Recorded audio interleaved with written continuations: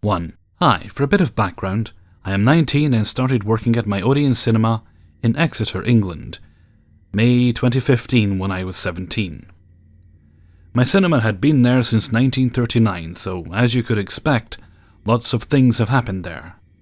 I left on the 6th of July 2017. There have been many spooky stories surrounding this place, and here is the weirdest. I was working one night back in February and was checking if the toilets were clean, as that was one of our duties. When leaving the gents' toilets, one of my work friends walked from around the corner to attempt to scare me, whispering, "Rob, Rob." This frightened me, as I do easily get jump scared. Once I noticed it was him, I laughed it off, calling him a prick, and we got on with the rest of our shift. Little did I know I was not the only one to get creeped out by this. A few weeks later, another of my work friends came out of the same toilets and heard his voice calling, but this time, her name whispering, "Kim, Kim." She was creeped out even more than me, as the person to whom the voice belonged, who scared me, was not even in that day, and was not on till the next night. She later told me about her experience, and it was weird to think that something was imitating his voice. I did some research later that day and found out that in some cases, ghosts can imitate voices of people they come in contact with. Once I learned this, I knew that we were being haunted in this building. A few months later, a girl called Emma, who I work with, was in the same area where me and Kim heard this voice, again whispering. She heard, "Emma, Emma." Straight away she came sprinting to me to the tills where I was working that night. I was also just talking to my manager Martin about general things, home life, education, etc. When Emma got to us, she told us what she heard. Our radios and walkie-talkies all started blasting out loud static, making us jump. Martin, who does not believe in supernatural and ghosts, etc., thought there was a rational explanation for this. Like we had just intercepted another radio wave, but me and Emma did not think so. A message to take from this is always think twice about who or what is calling your name. 2. 4 years and a lesser income ago, my family of then two moved out of our dinky apartment and decided to rent a house. The scariest story comes from the apartment we left, but that one's long. When we found one for rent by a rather immense church that was across the street from the hospital my wife worked at. Thinking of our new wee one, who was only months old, this meant she could nurse easily. We did have a couple of misgivings about the house, like the gaping crawl spaces in the basement that were creepy as all get out, and an entire room infested with spiders and bugs, thanks to another crawl space. However, we sealed the holes with reflective insulation, sprayed the heck out of it for bugs, and avoided the basement unless doing laundry. It was our first experience having space for our kids. A real dining room and living room, so we were excited. I worked nights and my wife worked days, so I took care of the kids during the day and worked until midnight. One night while I was working my data entry crap, my wife called me in a panic, saying the doorbell had gone off. Now this was an old doorbell that actually rang bells to play a charming little tune. I quirked an eyebrow and made a joke, but then she said it wasn't the same tune. It was something discordant. Around this time, my oldest started getting scared at night. I pawned it off as faulty old wiring and thought little of it. One day while playing with my older son and watching my little one shake the crap out of his toys, I got to hear it. Entity caused or not, it made a cold chill run down my spine. I shook it off, but then I saw the shadow of someone walking upstairs, out of the corner of my eye. I froze and immediately thought it's my poor eyesight, or maybe a floater in my eye I caught. And my oldest, then 3, says, "Was that Mama?" "That was it, time for a walk. Get the wagon, hope your diapers are clean. I might need a diaper too. Let's go outside in the happy sunshine and I'll try not to run, or whatever, but we're going now." The bell did not stop. After that it would ring with the same discordant tune in the dead of night. We made jokes on how it seemed vaguely similar to parts of the Oscar Mayer Wiener song. We were poor, and we couldn't afford a move. We ended up having to move regardless, as the church decided to sell it without letting us know, and we had to get out. Luckily, we ended up finding an apartment opening at a nice place next door to a wacko who was massing guns and explosives. Yes, he did get arrested after we heard one of his guns go off one night. The funny part is we moved in the first place to get away from wackos. Who'da thunk? 3. When I was about 12, my dad got sick, really sick. He fainted on the way to the car to drive us, him, our dog and I, back when we were an hour or so away from home. I still think to this day, what if we got in that car minutes earlier? Anyway, I called my mum from the nearest payphone and told her what happened, and she grabbed all 4 kids she was looking after, she was a childminder, and raced to where we were. As soon as she took a look at my dad, she knew something was seriously wrong. He did the typical dad, "I'm fine, I just need to sleep it off." And I'm so glad my mother's short temper kicked in when she told him there was no chance in hell we were going straight home.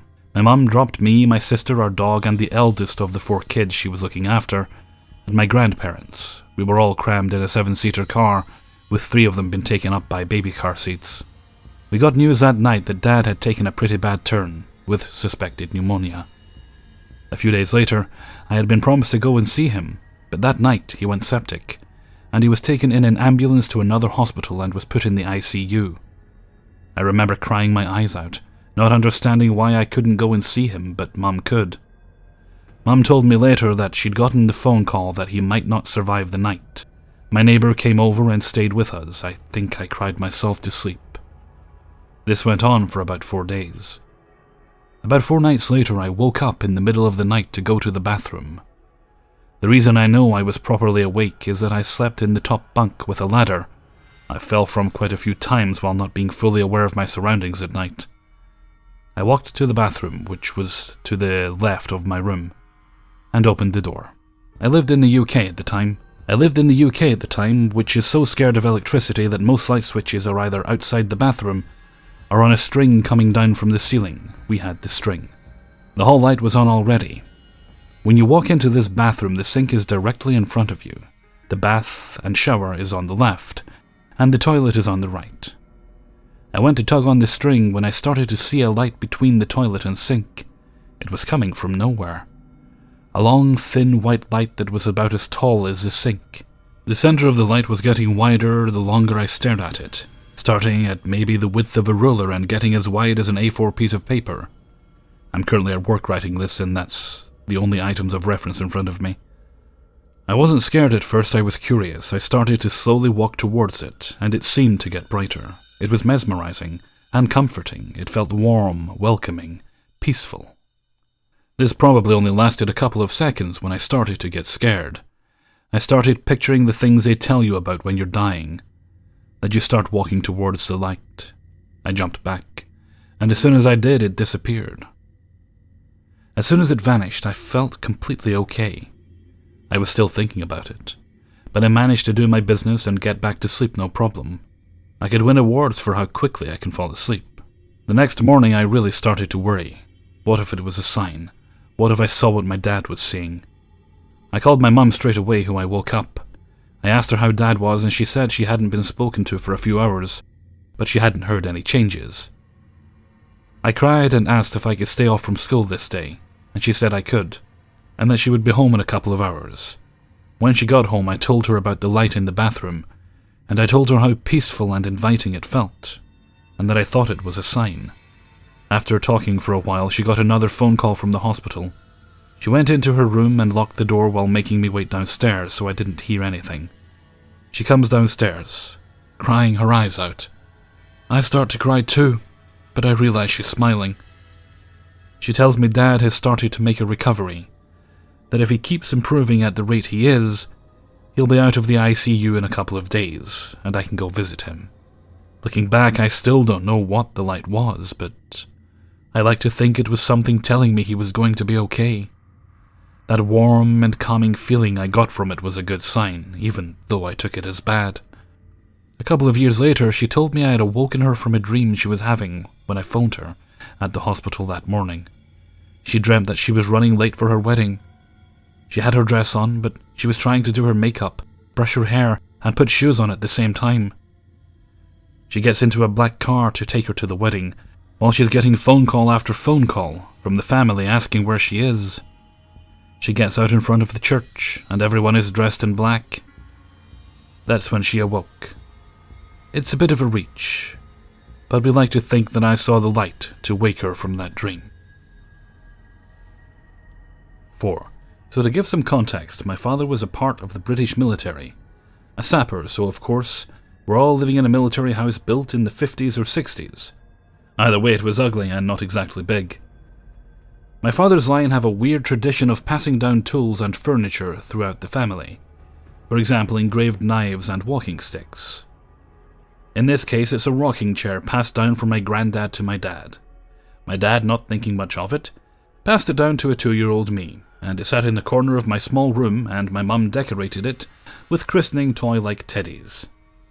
Only a few years ago I learned that this used to be my great-great-great-uncle's, who died of typhoid at around 5 or 6, apparently. He passed away in the chair. But I don't buy that. Now this is from my mum's words, not mine, since I remember very little.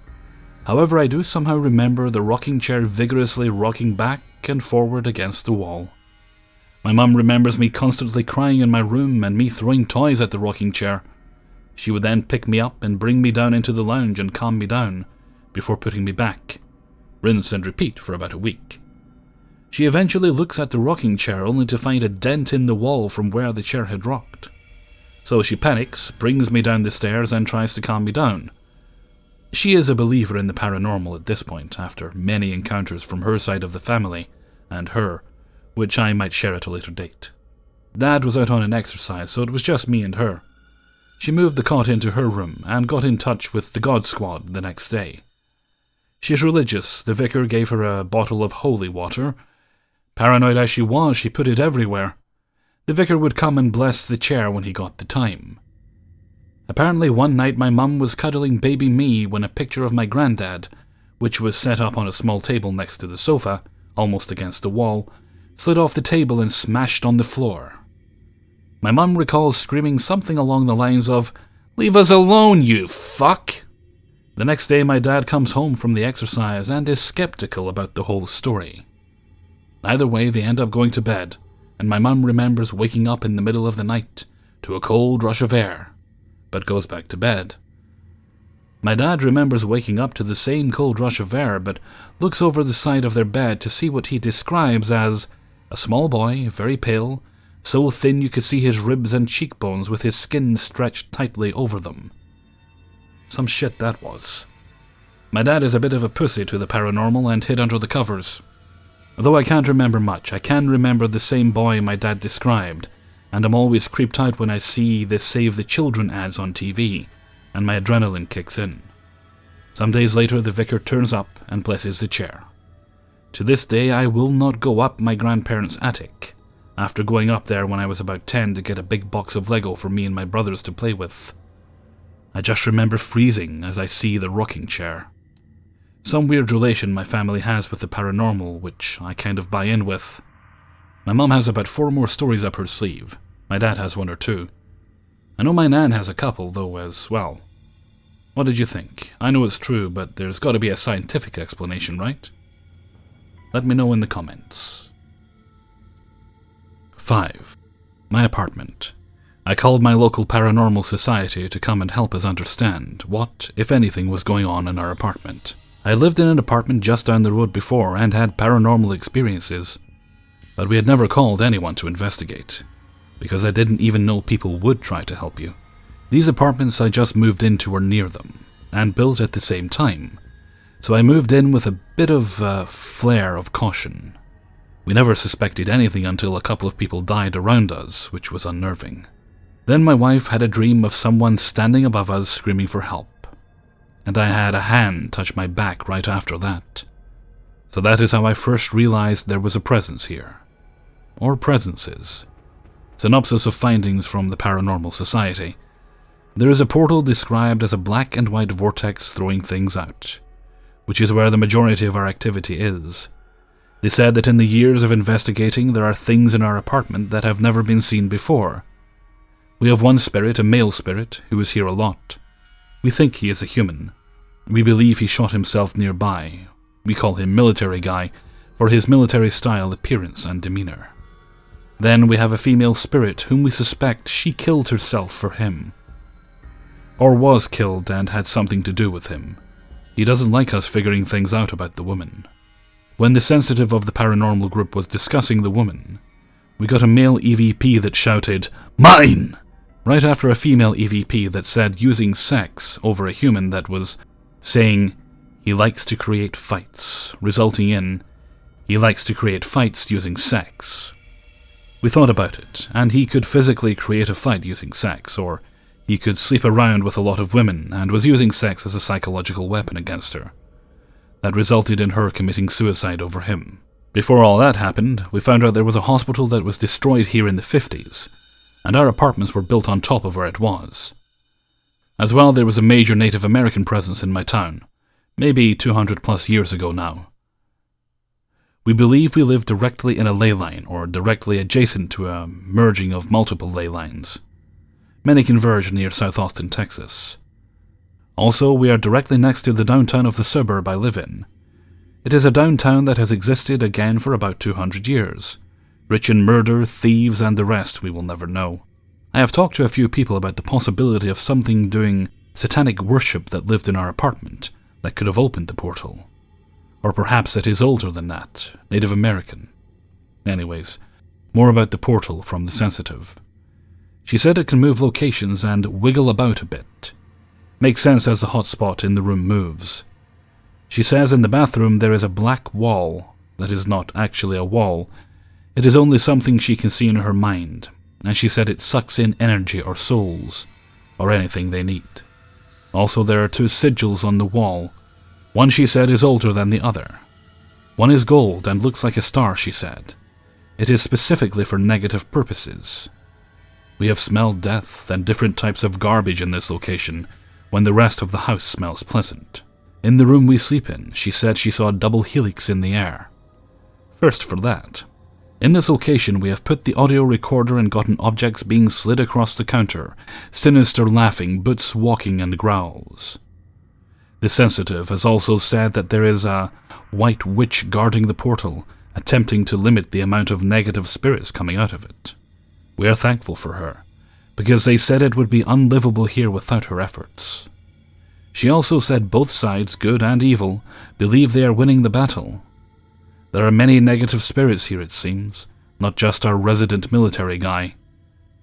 On visits of the paranormal investigators, they said that the military guy will meet with dark figures in the back, and that they will flee into the bathroom when they come, and that the military guy and the dark spirits conspire. We have had the following. I don't suffer any sort of anxiety or panic attacks. My dogs were going crazy at the front door. I thought they needed to go relieve themselves, so I opened the door and stepped outside. I immediately felt a huge rush of anxiety, extreme anxiety. So I thought something isn't right. The dogs didn't need to go, so I quickly brought them in and got in the shower to help this anxiety, and it did. With my anxiety now dwindling, and doing mental exercises to alleviate the pit of anxiety I felt earlier. As I am getting out of the shower, I had a palm of a hand press against my back, and electricity shoot through my whole body.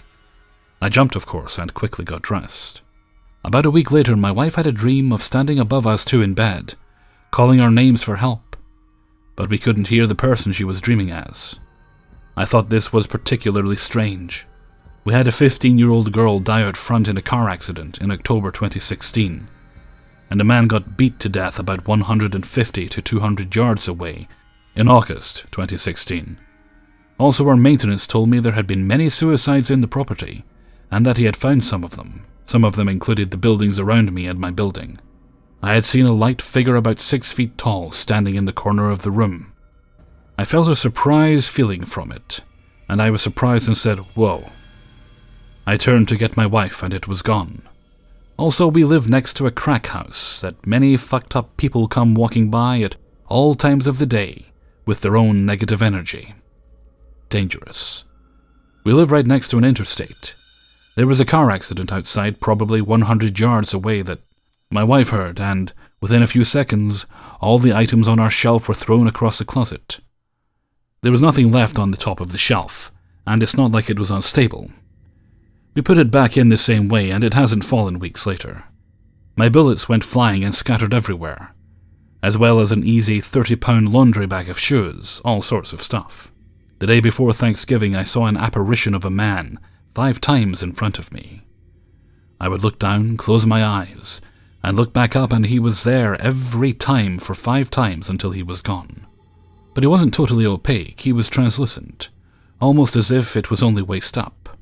I had never seen an apparition before that. The 6th time I looked up, I saw a massive 10-yard wide shadow on the ground, at night away from any car lights. I have surveyed the area at night, and no car lights shine that direction. The shadow narrowed and projected towards me, and disappeared a few feet away in front of me, coming directly at me. A few moments later, I felt a huge urge to take a breath, and as I did, I would describe it like fainting but without the head rush. My sight went black, and the next thing I know, I was standing in a different spot, and my wife was looking at me concerned, calling my name. She said I had walked a few feet and looked at her blankly and wouldn't answer my name, and that I was aggressively hyperventilating, like the scene in the movie Apocalypto with the heart out of the chest scene. That was the night before Thanksgiving. A week later, my wife did the same thing, but for much longer and much more severe. I swear I had my phone with me right before this all happened, but it was gone. But that's part of the mystery. She starts doing the same thing I did, and contorting, holding her hair, and going into the fetal position. I tried to pick her up, and I got her outside where she looked right into my eyes and had a look of curiosity. She immediately started going back to the same spot she was in. I rushed to the neighbors and banged on their door asking for their phone to call mine and find it. I go to my car and find it in there somehow, and run into our friend walking up, and I tell her an emergency is happening, and I run to get my wife. She looks up at me and says, "I need to leave." I said, "Finally," and carried her out the 2nd time, and hand her off to her friend, and I tell her to get into the car and watch my wife. I grab the keys, lock up the place, and we drive off a few miles, and my wife felt better. I ask her, do we go to my family or go back? And we called the paranormal investigators. This all happened immediately after they left, and my wife and I had a fight about a miscommunication. My wife had the courage to say to go back and fight whatever that was. So we did, and we went back and held our ground, established our boundaries, and declared ourselves forces for good. We got holy water the next day and put it around everywhere. Seemed to help, as we haven't been attacked like that since. I took several photos of her face, body, and neck, as well as mine, as we had scratches all over us, and she had a hand mark around her throat I got a pic of. Another of our friends was attacked while leaving by a spirit, and he also took pics of that. I saw what he looked like before he left, and when he got home and sent me the pics, he was super red. We have had several sessions with the paranormal investigators. We put a camera up, and the camera was turned off, as was the audio recorder in the room no one was in. It also was turned back on. We got the sound of the camera getting turned on the audio. The camera ran for an hour and a half before the batteries died. It's supposed to last for 6 hours. The batteries on the infrared lights were also drained. Right before the camera is drained, the focus is changed on the camera, and you hear clicks on the plastic of the camera and an EVP. I don't know. The same voice we usually get. We have to constantly check our audio recorders because they are constantly getting turned off alone in the room. 5 to 6 devices all getting turned off by themselves doesn't usually happen, no? We also get walking and objects moving around. Before the apartments were built, a hospital was demolished here in the immediate area in the 50s, and it was built in the 70s. Before we were aware a hospital once was here, the paranormal investigator remarked, it was a hospital-level haunting, in that the only comparable places were hospitals she had been to and investigated. In the master bedroom, hotspot, we had a group of people visiting, and everyone except me heard a male scream, "Motherfucker!" And all I heard was some screaming sound inside of my left ear. But it sounded like it was in my head at the same time from the left. Weird. Since the paranormal investigators have said military guy is conspiring with darker spirits, we have had our car almost broken into several times in the last weeks. We had to call the police 7 times in 2 weeks for people trying to break into our shit. This all started when my mother-in-law moved in, who said she felt like the battle was taking place here, and she needed to be here. She didn't have to move in out of necessity at all, that's clear. We wonder if demonic spirits can manifest ideas in the crackheads around us to attack us specifically, to make us leave.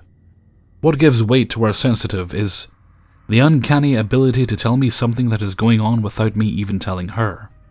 She was able to describe Military Man to me without me describing him to her.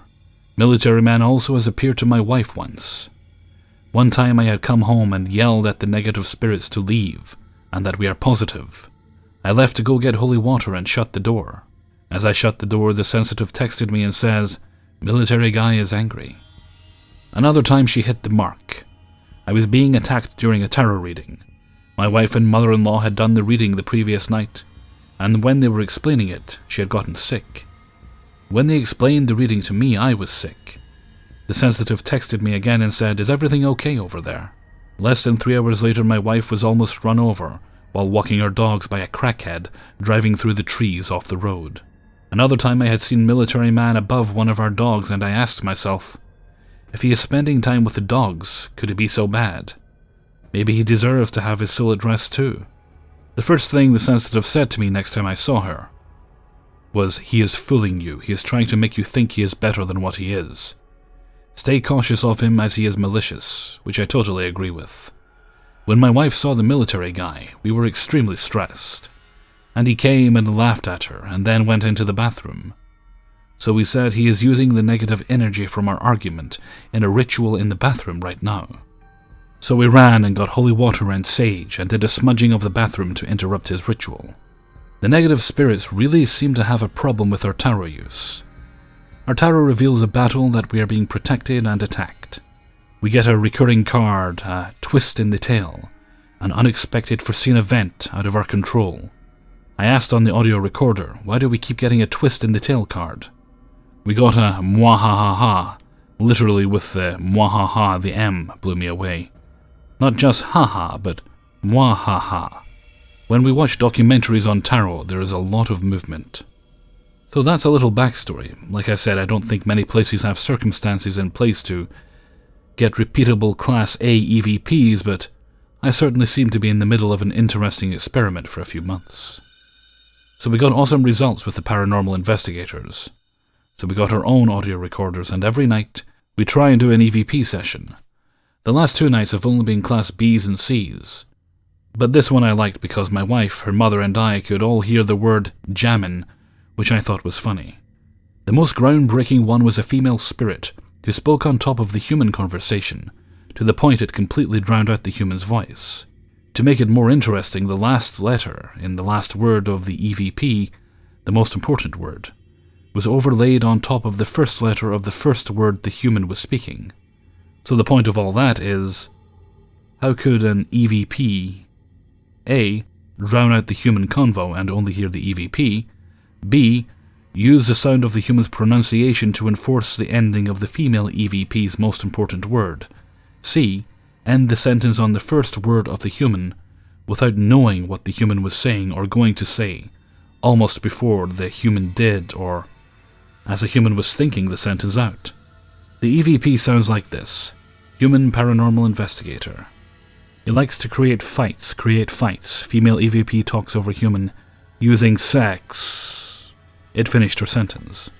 Then we got a Class B EVP 3 seconds after that unknown what it says. Right after that, we get a male voice who yells, "Mine," when we were talking about the specifics of the woman EVP. The most recent activity was the other night. We had a loud movement in the kitchen, items being thrown, and our water jug was slapped, making a huge sound. I got our digital recorder and started asking questions. When I asked, "Is there anyone in the hallway?" a hotspot, we got an EVP response that said, "You guys could have guessed," saying you guys could have guessed I was here. So here's a few things for the reader if you're still reading on. What questions would you like me to ask to see any EVP reaction? How do you try and get a straight answer out of a ghost who is a sarcastic asshole? He is also laughing at us.